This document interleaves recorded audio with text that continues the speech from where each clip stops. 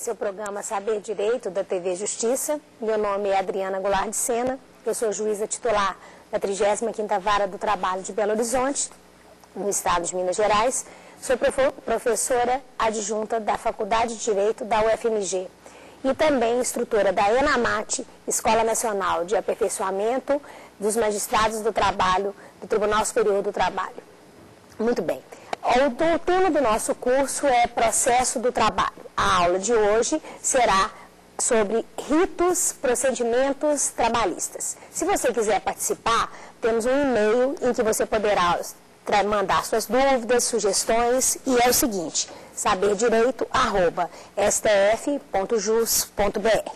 Na última aula, nós tratamos da competência material da Justiça do Trabalho e falamos um pouquinho sobre tudo que é previsto no artigo 114 da Constituição da República. E na aula de hoje, nós vamos tratar, como eu disse, dos ritos e procedimentos no processo do trabalho. Muito bem. A aula de hoje vai buscar explicar para os alunos as diferenças que existem entre os ritos que estão submetidos dentro do processo judiciário trabalhista. Nós temos os chamados ritos comuns e os chamados ritos especiais. Dentro dos ritos comuns, nós temos três hipóteses que nós poderíamos elencar. A primeira delas seria o rito sumário, e também o rito sumaríssimo e também o rito ordinário. Vamos tratar primeiro do chamado rito sumário, que para alguns, inclusive, ele nem mais existiria, uma vez que ele estaria alcançado, estaria assambarcado pela previsão referente ao procedimento sumaríssimo. Mas como isso é uma questão controvertida, vamos então tratar do chamado rito sumário ou processo de alçada. O processo de alçada, ele está previsto na Lei 5584 de 1970, no seu artigo 2º. O processo de alçada, na realidade, ou o rito denominado sumário, ele é aquele rito, é um rito extremamente simplificado, onde os depoimentos podem ser colhidos pelo juiz numa única sentada e sequer constar dentro da sentada da audiência tudo o que foi dito. Ele pode ser feito um resumo, exatamente por uma simplicidade que a CLT, a Lei 5584, ela quer tratar desse rito. Então, é um rito que, na realidade, por ser simplificado, ele alcança, segundo o artigo 2º, apenas aquelas ações até 2 salários mínimos. Então, o chamado rito sumário é o rito daquelas ações cujo valor não exceda 2 salários mínimos na data de ajuizamento da ação. Então, o juiz vai verificar qual é o valor para saber se vai tramitar pelo rito sumário, pelo rito sumaríssimo, por exemplo, quando ele, avaliando a data de ajuizamento, se aquela data de ajuizamento significa, aquele valor significa mais ou menos do que 2 salários mínimos. Caso seja até 2 salários mínimos, o rito pode ser, então, este rito que eu estou dizendo, que é o rito chamado do processo de alçada, das chamadas causas de alçada, ou chamado rito comum sumário. Uma das características, como eu disse, desse rito é exatamente o fato dos depoimentos poderem ser resumidos e de ser um processo mais simplificado. Mas existe uma questão que o diferencia dos demais ritos de uma forma muito contundente, que é o fato de que os recursos neste tipo de rito, exceto se malferirem o texto constitucional, tratarem de matéria constitucional, não será possível nenhum tipo de recurso da decisão que o juiz proferir. Então, é um rito que, como o aluno pode perceber, é um rito que é feito para ser rápido, ágil, simples, mas que não é um rito que pode ser aplicado em toda e qualquer situação.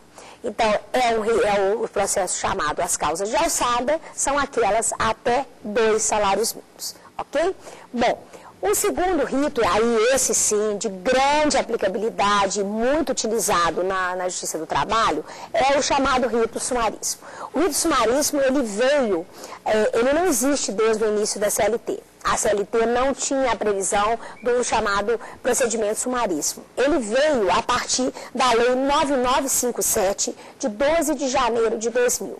Essa lei acrescentou algumas letras ao artigo 852 da CLT e, então, introduziu dentro do corpo da CLT, o rito mais simplificado, uma vez que o procedimento que agora é chamado de ordinário, ele estava, digamos assim, aproximando-se muito do rito do processo civil e criando algumas situações que malferiam aquela simplicidade, aquela oralidade, aquela condição mais simplificada do rito trabalhista. Então, o que o legislador fez? O legislador introduziu algumas letras no artigo 852 da CLT, criando, então, a partir de 2000, este rito, que é o chamado rito sumaríssimo, e o rito sumaríssimo, então, alcança alguns tipos de ação, alguns tipos de demanda, que daqui a pouquinho a gente vai comentar, e as demais, que não estiverem dentro daqueles requisitos, daqueles elementos que configuram a possibilidade do ajuizamento pelo rito sumaríssimo, elas, então, cairão na chamada via comum, no chamado procedimento ordinário, que, como eu disse, é aquele procedimento do início, desde sempre, da consolidação das leis do trabalho. Então, a primeira observação que tem que ser feita em relação ao rito sumaríssimo é a questão da sua valoração. Como o rito de alçada, como a causa de alçada é até 2 salários mínimos, o rito sumaríssimo é até 40 vezes o salário mínimo. Então, o que significa? Se uma causa ela for até 40 vezes o salário mínimo, o que vai acontecer? Ela poderá se submeter ao rito sumaríssimo. Então, ela é uma demanda que ela fica acomodada, ela fica amoldada a esse rito também simplificado em face do chamado procedimento ordinário. Porque a ideia do legislador, não resta dúvida, era de retomar uma simplicidade que teria ficado no decorrer do tempo um pouquinho perdida quando o processo do trabalho começa a se aproximar do processo civil por ter que garantir, por ter que respeitar, o processo se enferrujou, ele ficou um pouco mais formal do que aquele início daquela previsão da CLT. Então, o que fez o legislador? Ao introduzir o sumaríssimo, ele buscou retomar aquela simplicidade para causas cujo valor não seria tão expressivo ou um valor tão alto quanto os demais que poderiam estar submetidos à Justiça do Trabalho. Então, a primeira característica é o fato de ser até 40 vezes o salário mínimo. Mas perfeita, que é o fato de que a lei exclui da aplicabilidade do sumaríssimo toda e qualquer causa em que esteja submetida à administração pública direta, autárquica e fundacional. Então, o sumaríssimo não se aplica quando tenha o poder público no polo passivo. Certo? Então, é um rito que não é feito para se aplicar ao poder público. É por exclusão, está logo no primeiro artigo, na primeira letra do artigo 852, essa exclusão, ela prevê que até 40 salários mínimos, mas que não se aplica à administração pública direta, autárquica ou fundacional. Outros elementos são importantes quando se pensa em termos de sumaríssimo e que também trazem uma característica muito diferente desse rito em relação ao rito ordinário. O primeiro deles é que o pedido tem que ser certo e determinado. Então, o que isso pode significar? O que isso pode significar? O que isso pode dizer? Vamos ouvir uma pergunta das ruas?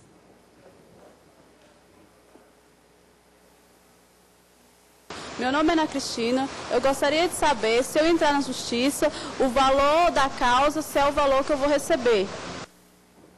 Bom, o que ela está perguntando? São duas questões que podem ser extraídas da pergunta dela.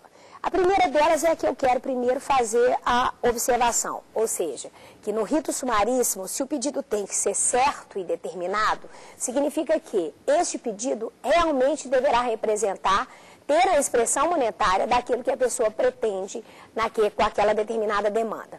Então, não admite pedido incerto, ou pedido a se apurar, ou pedido sem expressão monetária, porque como a lei quer que esse rito, a causa seja até 40 salários mínimos, os pedidos têm que ser, então, ser colocado o valor nele, para que, então, na hora da distribuição, possa se saber de antemão se o rito será o rito ordinário ou o rito sumaríssimo. Então, um dos pontos que o diferencia do rito ordinário é exatamente isso. O pedido deverá ser certo e determinado, ou seja, deverá ter a expressão monetária específica desse valor para saber se está ou não dentro dos 40 salários mínimos. Agora, a pergunta dela, o valor que eu peço é o valor que eu vou ganhar, o que eu vou conseguir com aquela causa? Às vezes é uma dúvida que acolhe muito o jurisdicionado quando procura justiça, é exatamente isso. Quer seja via advogado ou quer seja pelo serviço de atermação. No serviço de atermação, às vezes, essa dúvida ainda fica ainda maior, porque como ele é atendido dentro da estrutura da justiça, ele é atendido por um funcionário que, na realidade, ele faz a atermação do pedido daquela pessoa. Poxa, o que seria atermação? Tomar a termo. Então, essa pessoa toma a termo, ou seja, coloca num papel, em linguajar não jurídico, coloca em um papel todas as coisas que foram ditas por aquela pessoa que procurou a Justiça do Trabalho. Então, essa reclamação, ela é atermada, tomada a termo, e essa pessoa, então, ela às vezes confunde, porque ela acha que esse funcionário, ao tomar a termo, ele na realidade quase que representaria já o judiciário dizendo a ela o seguinte, olha, você tem direito a isso, isso e isso. O problema é o seguinte, é que o funcionário, ele não faz e nem poderia fazer, porque não é advogado e nem juiz, ele não faz nenhum tipo de mesuração se aquilo é verdade ou não é, ele colhe as informações e o que essa pessoa está reclamando. E ele simplesmente transforma aquilo em um papel com a digitação para ser distribuído. Então, muitas vezes, nós juízes escutamos dentro de sala de audiência, ah, mas o moço lá de baixo disse que eu tenho direito a isso. Aí essa é mais ou menos a dúvida da telespectadora quando ela diz, o valor que eu vou pedir vai ser o valor que eu vou ganhar? Pode ser que sim, pode ser que não. Sempre vai depender do quê? Das provas que foram feitas, da defesa que for feita, porque a palavra final do que vai ganhar ou não vai ganhar será do juiz ou do tribunal, acaso haja recurso. Então, o pedido tem que ser certo e determinado? Tem que ser certo e determinado. Mas o que você pede será necessariamente o que haverá de procedência? Não necessariamente. Tudo depende, como eu disse, de provas que serão feitas, depende também do entendimento do juiz, depende eventualmente de um recurso, porque dentro do direito as interpretações podem variar dependendo de um determinado tema. Ok? Bom, o pedido há de ser certo e determinado para que então a gente consiga saber se nós estamos diante ou não de um processo até 40 salários mínimos, que é aquele processo que pode seguir pelo rito sumaríssimo. E lembrando que não é possível, isso é uma questão que exclui do rito sumaríssimo, não é possível a citação por edital.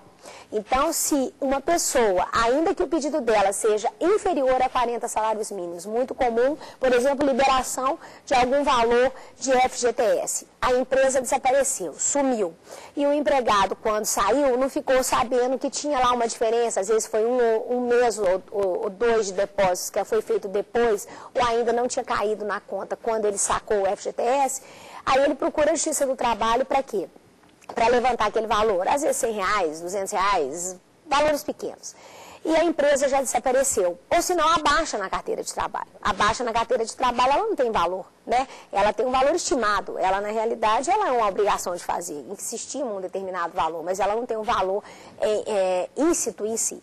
Então, essas questões, como a empresa está em lugar incerto e não sabido, há uma exclusão pela própria lei, que neste caso, então, não cabe sumaríssimo. Então, ele terá que entrar com um procedimento ordinário, o rito é o ordinário, com os prazos do ordinário, haverá citação por edital, que não cabe no rito sumaríssimo, e ele terá, claro, o seu direito reconhecido, caso haja revelia ou o que é que possa vir a acontecer, mas não poderá ser sob o rito mais simplificado, sob o rito sumaríssimo, porque a lei exclui a possibilidade de caminho no rito sumaríssimo quando há necessidade de citação por edital.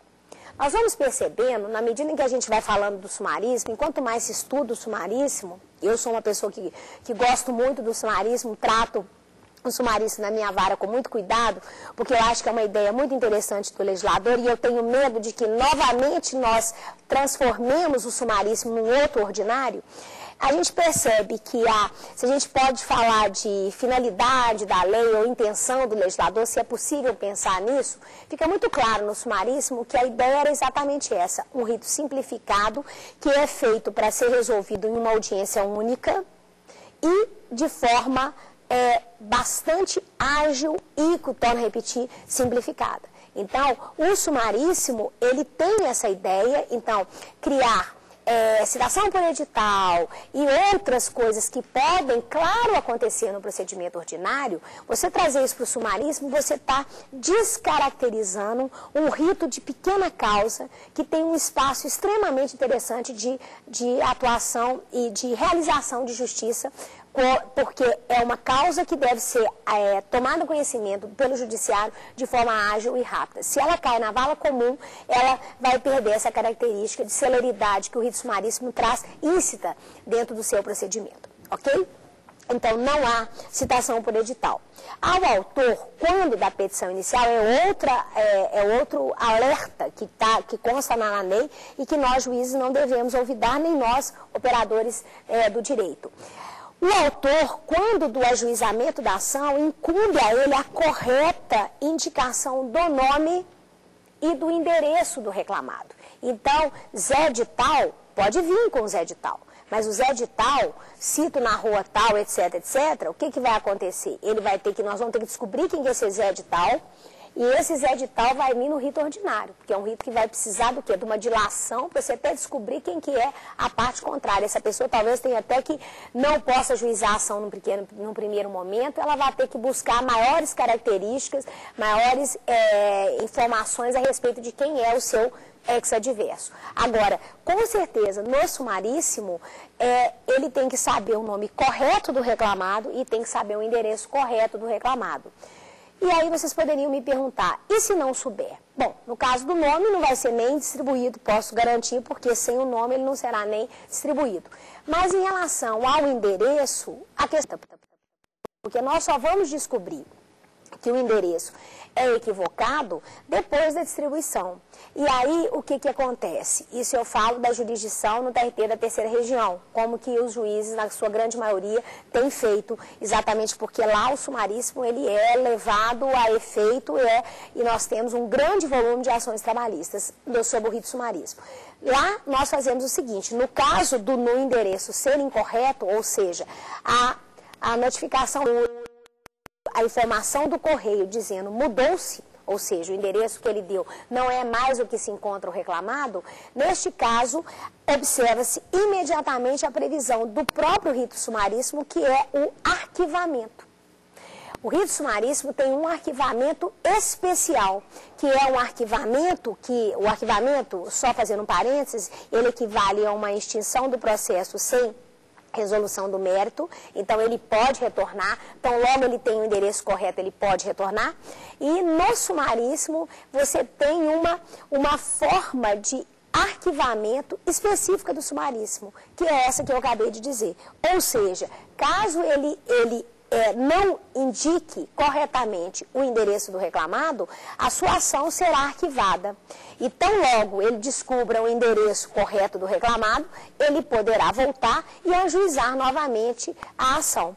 Porque eu torno a repetir, o sumaríssimo, há uma importância na finalidade, na principiologia do sumaríssimo, há uma importância muito grande quanto à celeridade, à oralidade e à concentração dos atos processuais. O tempo todo o legislador nos informa, olha, o sumaríssimo é para ser ágil, olha, o sumaríssimo é para ser simplificado, olha, o sumaríssimo é para resolver tudo numa única audiência, é para que o juiz tenha essa sensibilidade, ele observe a finalidade social, fins sociais a que ele se dirige. Então, o sumaríssimo tem toda uma principiologia, toda uma sistemática que faz com que ele, se levado a efeito, gere uma efetividade muito grande de resolução de conflitos numa única audiência. Lembram quando eu disse na primeira aula a respeito do princípio da conciliação e que a conciliação, ela na realidade, ela alcança as chamadas pequenas causas de uma forma muito interessante? É aí, ó, no sumaríssimo em que a gente consegue fazer, ficar muito claro, porque o número de conciliações que se alcança no sumaríssimo por essa simplicidade ou por essa, digamos, essa concentração de atos é muito grande. Então, se nós começarmos a adiar o sumaríssimo, não apresentou o endereço correto, vou dar prazo, vou isso, vou aquilo, daqui a pouco o sumaríssimo já está igualzinho o ordinário. Então, no início, às vezes, o advogado não compreende direito a atuação do juiz, já arquivando o processo imediatamente com a devolução da notificação, mas quando ele compreende o sistema, porque a gente nunca pode olhar uma questão apenas de um ponto de vista ou apenas de um ponto dentro de um contexto. É importante também que se analise o sistema. Então, quando se analisa o sistema, verifica-se que essa audiência inútil, apenas para apresentar um novo endereço, não se realizando, esse reclamante não vai precisar, entre aspas, gastar o vale-transporte dele para ir à justiça para uma audiência que não vai se realizar. Ele, na realidade, vai dar uma vaga para uma outra pessoa cuja audiência poderá se realizar. Então, lembrando que na Justiça do Trabalho, a audiência é um momento nobre. Esse encontro com o juiz é um momento de realização de vários atos. A apreciação diz também aos artigos que regulam o procedimento sumaríssimo, a apreciação deverá acontecer em até 15 dias. Olha que interessante. Do ajuizamento da ação até a apreciação, ou seja, o contato com o juiz, diz a lei que isso deverá acontecer em até 15 dias. E para evitar qualquer tipo de questão, que eu não tenho pessoal, eu não tenho pauta, eu não tenho isso, eu não tenho aquilo, ela incumbe uma norma, ela dirige uma norma aos administradores do tribunal, dizendo o seguinte, que deverá constar de pauta extra, designar juiz para auxiliar se a vara estiver sobrecarregada, etc, etc. Porque, novamente, o legislador quer que o sumaríssimo aconteça e que ele aconteça em 15 dias.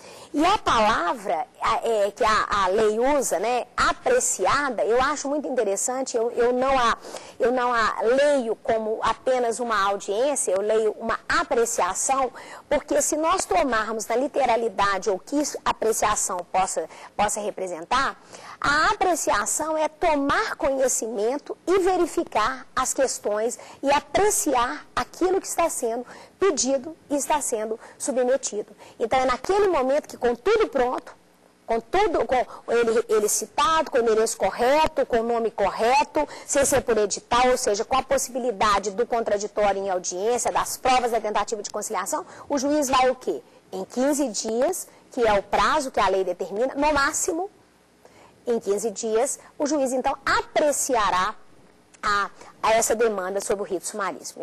Eu sempre faço questão de frisar essa questão da apreciação, porque se a gente ouvida que essa apreciação é uma tomada de conhecimento do juiz na causa, a gente pode parecer que essa audiência seja apenas para ser adiada ou para colher alguma coisa. Não, o legislador não. O legislador quer que efetivamente o juiz tome ciência dessa ação e aprecie as questões que estão sendo ali colocadas, ok? Bom, então eu já disse a respeito do arquivamento, que se não for cumprido, que ele tiver o endereço correto, se não estiver o valor certo ou determinado, e se por um acaso o nome ou o endereço estiverem incorretos, a ação vai ser arquivada conforme fala a lei. Outra coisa que é muito interessante é que no rito que está previsto no artigo 852 e nas suas letras, estabelece-se claramente que elas deverão ser instruídas e julgadas em audiência única. Então, como eu torno a dizer, uma volta ao início da CLT, à chamada audiência una. Então, a previsão do sumaríssimo é para que a solução se dê naquela audiência, instruídas e julgada. O legislador, eu acho que não tem dúvida nessa leitura, ele nos leva inclusive, um julgamento em audiência. Vocês poderiam me perguntar, em toda audiência, professora, a senhora julga os procedimentos sumaríssimos? É claro que eu não diria que todas, mas eu diria para vocês o seguinte, que nas audiências em que não há conciliação, e aí eu torno a repetir que a conciliação no rito sumaríssimo, exatamente por proximidade com as partes, uma causa de menor valor.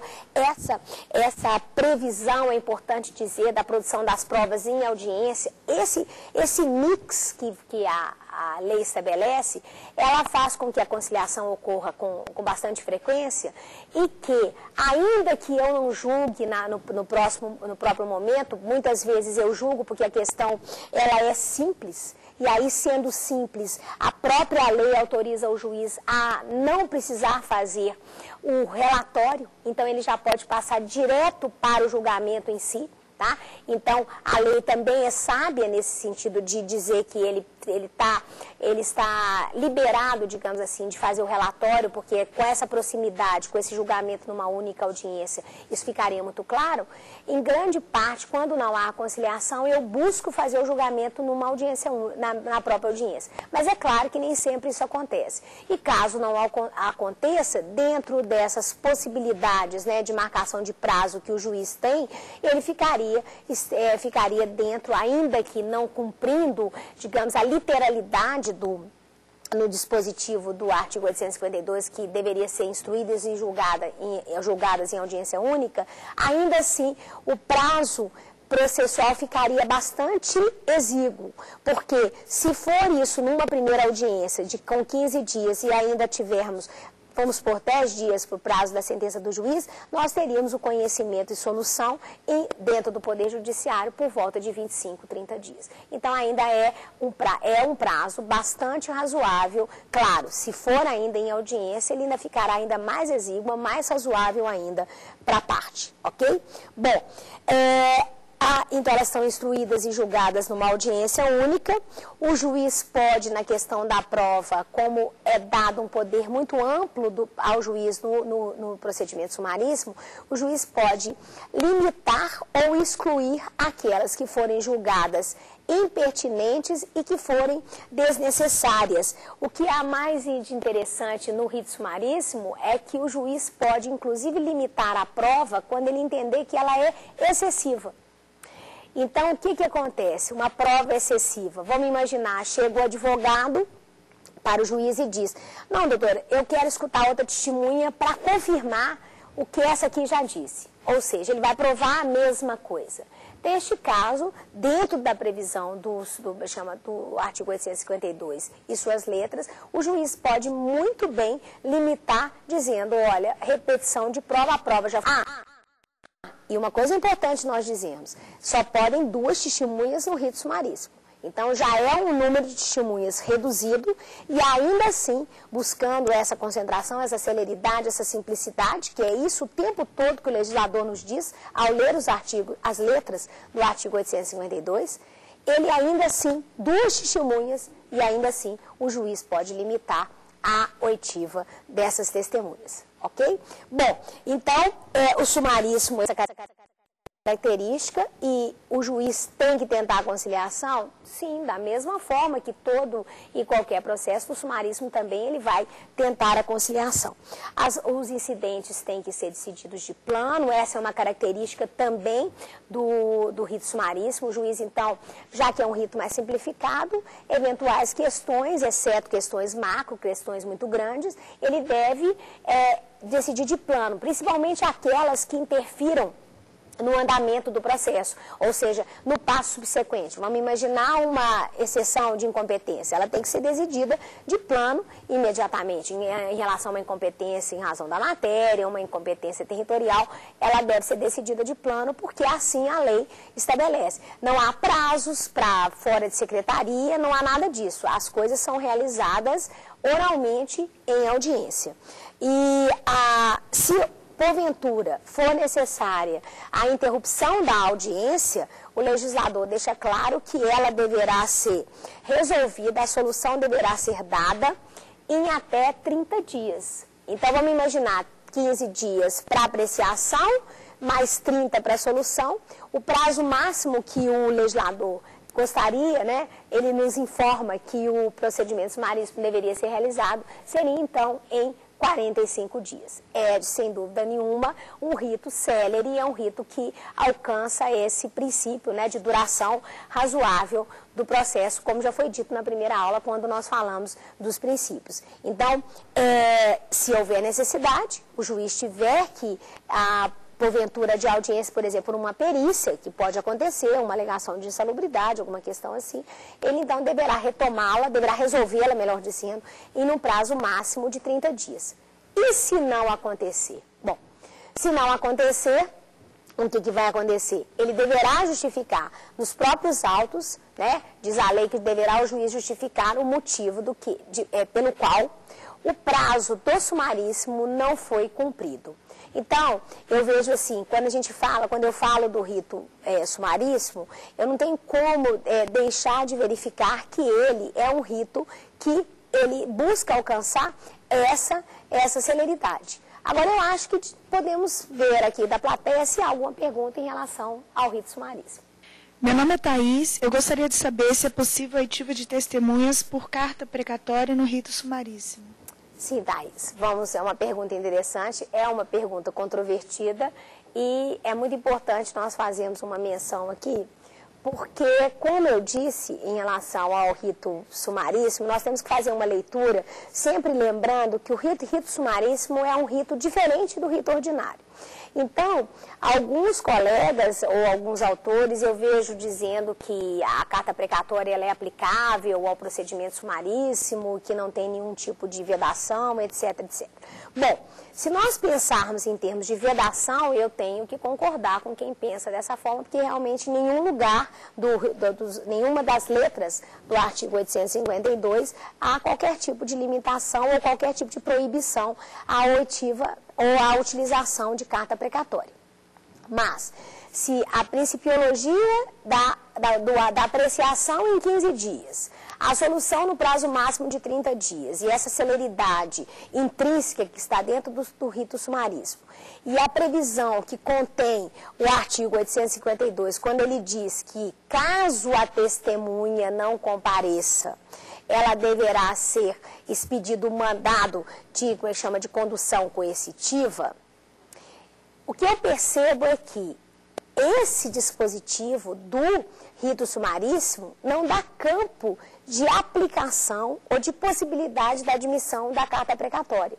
Porque se o juiz, se ele não comparecer intimado por mim, eu tenho que conduzi-lo coercitivamente, eu não posso conduzir ninguém que não seja da minha jurisdição. Então, o legislador no sumaríssimo, é a forma como eu vejo, ele nos diz o seguinte: olha, a parte tem que trazer a testemunha. Caso ela não resida e ela deva ser ouvida por carta precatória, porque aí você vai saber disso quando você intimar, porque você intimará para uma jurisdição da qual você não tem competência, você já saberá que ela não deverá ser ouvida na sua jurisdição. Se ele traz, que é a primeira previsão do artigo, quando se trata de testemunha no rito sumaríssimo, é que a parte deverá trazer ou convidar. Se ele convida e a testemunha não comparece, o juiz tem que fazer o quê? O juiz tem que intimar para que ele compareça. Ao vir o endereço e nós vimos que, na realidade, esse endereço não é numa jurisdição na qual eu tenho competência, eu exerço a jurisdição, eu não poderei, então, determinar que ele compareça. Aí já seria a expedição da carta precatória e malferiria os termos do próprio artigo que regula o rito sumaríssimo. Então, na minha concepção, se é necessária a presença de carta precatória, por exemplo, se o autor, ele quer... se ele vai ajuizar uma ação e ele precisa dessa carta precatória, ele deverá ajuizar sob o rito ordinário. E se for a defesa, ele deverá trazer a testemunha. É um dos ônus, um dos tratamentos, digamos assim, desiguais que nós podemos aferir, tá? Dos procedimentos e dos ritos trabalhistas, ok? Bom, Então, dentro das questões gerais do procedimento sumaríssimo, nós vamos retomar isso quando a gente falar das audiências em aula, na próxima aula, e depois quando falarmos de prova. Essa seria, digamos assim, algumas conduções importantes em relação a esse rito, que é um rito comum, mas, sem dúvida nenhuma, é um rito que tem uma sistemática e uma condução muito especial e muito específica. O procedimento comum ordinário é aquele que está previsto na CLT, dos artigos 837 a 852 da Consolidação das Leis do Trabalho. Como eu disse, é o rito que sempre esteve presente na CLT. O sumaríssimo foi uma criação de 2000, uma criação posterior. E o rito comum ordinário, ele tem características que são similares ao rito sumaríssimo, similares porque o rito sumaríssimo, ele ainda naquelas que tem alguma coisa igual, ele parece que o legislador pincela com uma caneta, um pincel mais forte do que nos outros ritos. Então, nesse caso, o que acontece? Esse procedimento dito comum ordinário, ele tem lá a sua audiência una? Tem, nós vamos falar disso na próxima aula. Ele tem a questão das testemunhas? Tem, só que aí cabe carta precatória, cabe citação por edital, independentemente da questão do poder público não ser nossa competência mais, mas quando não havia essa discussão, caberia o sumaríssimo contra o poder público, mas o poder público não pode vir como responsável subsidiário numa eventual terceirização, né? Então ainda existe uma certa presença do poder público dentro nos atos da justiça, porque ainda existem essas questões que ainda não estão fixadas ainda na questão da terceirização, porque ele não é servidor público, né? A terceirização é autorizada para a administração pública. Então, esse procedimento, o ordinário, nós vamos falar mais dele quando nós falarmos da audiência típica trabalhista, mas lembrando que aquelas questões que no sumaríssimo ficaram muito fortes, elas estão medidas no rito ordinário, não. A celeridade, a conciliação, o número de testemunhas. Se no sumaríssimo é 2, no ordinário são 3. Continua sendo um número limitado de testemunhas. Então, com isso, mesmo o ordinário, mesmo esse outro rito trabalhista, ainda aos olhos de, por exemplo, de uma pessoa que tenha tido a sua formação no processo civil, ainda assim é um rito que é tido como menos formal, mais informal, mais concentrado, mais oral. Ok? Nós não iremos nos deparar, tomar mais tempo com o procedimento ordinário quando falarmos da audiência, porque as audiências, então, a gente vai tratar mais especificamente do rito ordinário. O sumaríssimo era a pontuação dessas diferenças que são importantíssimas. Bom, no caso específico do ordinário, a gente tem que, mais uma coisa que seria bom mencionar, que essas novas competências, melhor dizendo, essas ações que vêm pelas novas competências, elas tramitarão, tá? Então, isso é importante mencionar, porque aí vamos imaginar a pergunta anterior, no mandado de segurança, a questão referente ao acidente de trabalho, é uma questão que ela geralmente não está dentro dos 40 salários mínimos, as lides entre sindicatos, esse é o espaço típico. Né? Esse é o espaço típico de você discutir, né, no ordinário essas questões, porque é um rito onde há uma dilação probatória, onde há uma possibilidade da perícia com mais tempo, com mais cuidado, maior número de testemunhas. Então, como eu torno a dizer, que o sumaríssimo fique claro que ele funciona muito bem para essas pequenas causas, para essas causas de menor expressão econômica. As outras, nós continuamos tendo o rito comum ordinário. Terminada de mencionar os ritos comuns, que seria o sumário, o sumaríssimo ordinário, seria interessante tocar em alguns procedimentos especiais trabalhistas e que a gente poderia elencar como sendo o inquérito para apuração de falta grave, o dissídio coletivo e a ação de cumprimento. E aí, e o inquérito para apuração de falta grave? Eu acho que tem um questionamento aqui sobre isso. Professora, meu nome é Wellington, sou da Facitec e gostaria de saber se ainda é possível a instauração de inquérito para apuração de falta grave. Sim. Essa é uma questão que nós vimos debatendo sobre isso, e é interessante que os alunos aqui colocaram essa questão, e é interessante a gente mencionar. Por quê? Porque o inquérito para apuração de falta grave, alguns entendem que a partir do momento que o estável decenal, aquele que desapareceu, primeiramente no primeiro desaparecimento com a lei do FGTS, porque com a opção pelo FGTS a pessoa não mais adquiria estabilidade decenal. E num segundo momento com a Constituição de 1988, quando disse claramente que a partir da Constituição todos eram optantes pelo FGTS. A opção pelo FGTS impedia-se de adquirir a estabilidade decenal. Não vou dizer que não exista nenhum estável decenal hoje no Brasil. Não, longe de mim, não seria essa a questão. Existem ainda, mas juridicamente não há mais a possibilidade de se chegar a essa estabilidade decenal. Então, algumas pessoas às vezes ficam em dúvida se esse inquérito para apuração de falta grave, que estava direcionado a você poder mandar embora este estável decenal, se ele ainda subsiste no ordenamento jurídico. E é como eu disse para o aluno, subsiste sim. Por quê? Porque o dirigente sindical que alcança a estabilidade pelo fato dele ser eleito, a partir do momento que ele registra a candidatura, ele já está garantido com uma estabilidade. Se ele for eleito, ele também tem um prazo após o término do mandato dele para continuar sendo estável. Exatamente por quê? Porque a legislação o legislador se preocupou em dar a ele uma garantia do exercício daquele mandato, daquele munus, da forma mais ampla e mais livre possível. Porque se ele tivesse possibilidade de ser mandado embora, ele provavelmente teria uma limitação no seu exercício profissional. Então, com isso, o que o legislador fez? Equiparou, entre aspas, o dirigente sindical, aquele estável decenal, para os fins da ruptura do contrato de trabalho. Então, se o contrato de trabalho dele tiver que ser rompido, deverá ser rompido sob a forma do inquérito para apuração de falta grave. Tá?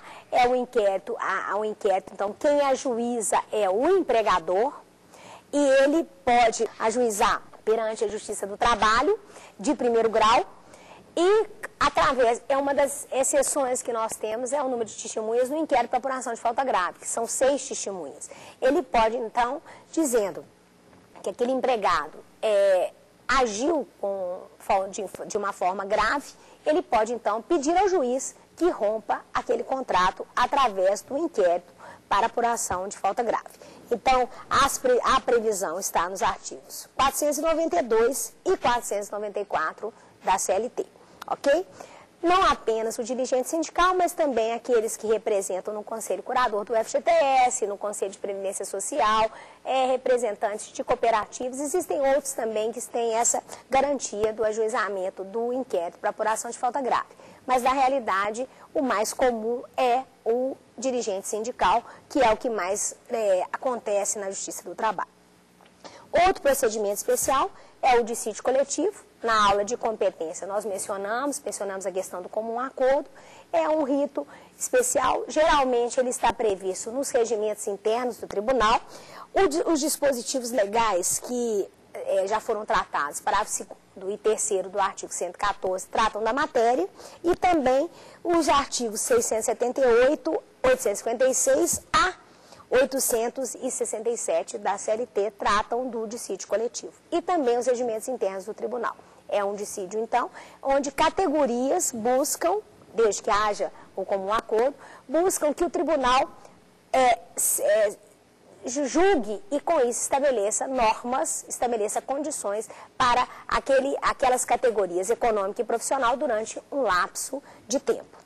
E também a chamada ação de cumprimento, porque é uma ação extremamente diferente também. O aluno que às vezes vem de outro ramo, ele fica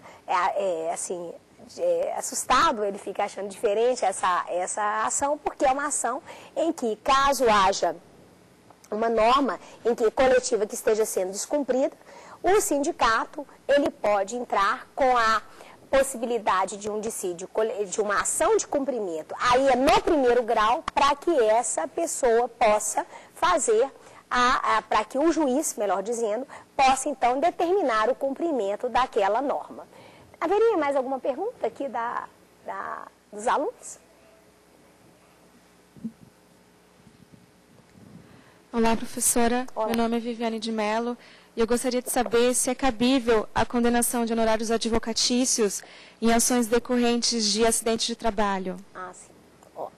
É uma ótima pergunta também, porque diante dessas novas competências, nós ficamos, eu disse que o rito é o ordinário, mas nós juízes ficamos, como vai ser o rito que nós vamos implementar, como que vai ser, é o ordinário mesmo, é o sumaríssimo, vamos seguir o Código de Processo Civil, aquela adaptação quando vieram as novas competências. O Tribunal Superior do Trabalho, ele baixou a Instrução Normativa número 27, de 16 de fevereiro de 2005, e essa instrução, ela estabelecia o seguinte, que o regime de honorários advocatícios, ele iria seguir, se fosse, não sendo de uma ação que discutisse a relação de emprego, ele iria seguir o regime de honorários advocatícios daquela ação ou daquele rito que ele já estava acostumado na justiça da qual ele vinha. Então, em relação ao acidente do trabalho, a questão que fica controvertida ou que fica interessante o debate é o seguinte, ele decorre da relação de emprego? Decorre. Só que essa interpretação que tem prevalecido, que como ele decorre da relação de emprego, não caberia os honorários advocatícios nas causas quando patrocinadas na Justiça do Trabalho para o advogado. Mas outros entendem o seguinte, ora, se ele é uma nova competência e ele não era lido como decorrente da relação de emprego, então ele veio agora a partir da emenda constitucional 45, então dentro da própria instrução normativa 27, poderia haver a interpretação de que ele estaria fora daquelas hipóteses de relação de emprego clássicas, então caberia a condenação e honorários advocatícios. Essa é uma questão que interessa de perto os advogados. E outra questão, quando substituí em tribunal, eu já deferi, mas sei que existem entendimentos bem diferenciados, eu acho que no próprio Tribunal Superior do Trabalho, alguns entendem que não, dentro da própria Instrução Normativa 27, mas é um debate extremamente interessante, porque essa ação veio de uma justiça em que esse profissional, ao advogar, tinha direito a uns honorários. E quando ela vai para a Justiça do Trabalho, ela se transmuda sem ter esse direito. Então, é uma situação que eu acho que ela ainda merece um debate e um aprofundamento dos operadores do direito. É uma questão extremamente controvertida, acho que devem continuar debatendo nos processos para que isso chegue nas cortes superiores e isso possa ser, de repente, de uma forma mais geral, pensado, principalmente por essas novas competências que vieram para a Justiça do Trabalho. Essa instrução, que ela foi publicada pelo TST em 16 de fevereiro de 2005, na realidade, ela traça normas procedimentais dispõe, como diz ela no seu caput, sobre normas procedimentais aplicáveis ao processo do trabalho em decorrência da ampliação da competência pela 5/2004. Então, ela trata expressamente que deverá ser sob o rito ordinário. Alguém poderia questionar, dizer, poxa, mas o Tribunal Superior do Trabalho está criando normas de processo? Não, ele está criando normas de procedimento e ele está tentando adequar, principalmente porque as novas competências chegaram e imaginem os jurisdicionados com cada justiça dizendo uma coisa, vai ser o sumaríssimo para mim, para o outro vai ser o ordinário e o outro vai ser um rito especial, vou seguir processo civil. Então, o TST andou bem quando ele tentou regulamentar essa questão, inclusive de forma bastante ágil. E ele trata da sistemática recursal, ele diz que no caso, mesmo das novas competências, então, ele fala que a sistemática recursal, ela deve ser observada a da CLT, né? Inclusive quanto aos nomes dos recursos. Então, mesmo que seja uma ação do sindicato versus outro sindicato, ele não vai entrar com uma apelação, ele vai entrar com um recurso ordinário, o nome do recurso trabalhista ele tem que ser mantido, o agravo de petição no caso da execução, e estão buscando trazer o que veio foi a competência para nós, mas o nosso processo ele tem que ser amoldado com essa nova competência, ou seja, a competência vem e amolda o processo de trabalho. Por exemplo, a questão do depósito recursal. Ele diz a instrução normativa que ele é sempre requisito extrínseco do recurso quando houver a condenação em pecúnia. Então, é a mesma questão dos honorários. Ora, lá eu não tinha que fazer depósito recursal. Agora, a partir do momento que veio para a Justiça do Trabalho, eu tenho que fazer o depósito recursal, porque no processo do trabalho, quem tem uma condenação em pecúnia tem que fazer um depósito recursal que equivale, tem a natureza jurídica de uma caução, de uma garantia. Ou seja, eu vou recorrer, mas eu já estou deixando aqui garantido um valor, que esse recurso é sério, eu vim cá para discutir alguma coisa, o valor está aqui, ó, calcionado. É o famoso depósito recursal. Então, isso o TST diz também, ó, tem que aplicar o depósito recursal. Então, também andou bem, porque ele trouxe essa questão para nós. As custas também, o regime de custas é o mesmo regime da CLT, não tem custas proporcionais, que tem no processo civil e que poderia lá, a questão de procedência, empate, improcedência, poderia a pessoa ter que pagar custas proporcionais. Não é o caso.